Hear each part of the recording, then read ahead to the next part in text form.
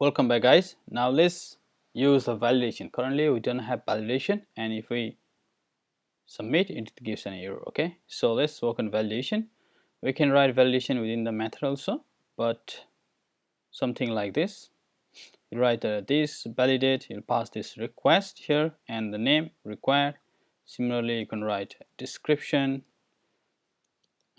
which is the name coming in the form like required, and similar category required. So let's not write here, let's make a separate file. Okay, and for that here I'll write here, so clear it, and let's make php addition make request. So you write a request command and you can write book store request. You can give any name, so I'll give the book store request, request request.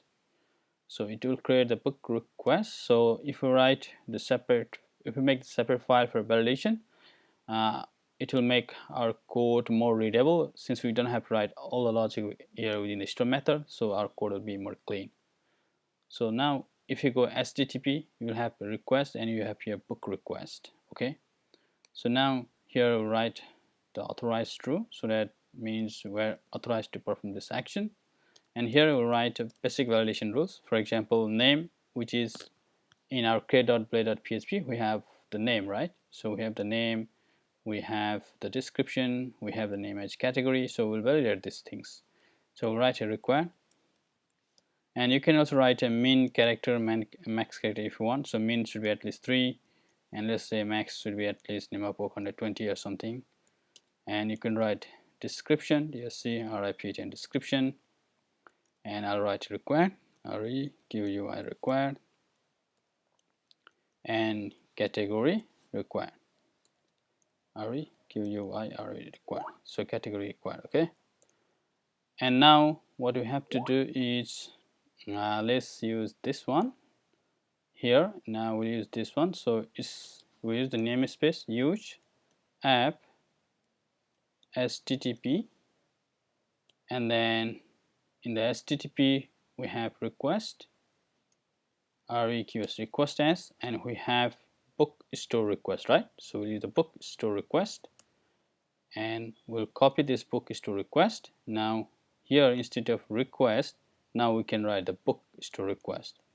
Now it will automatically validate our form. So let's try.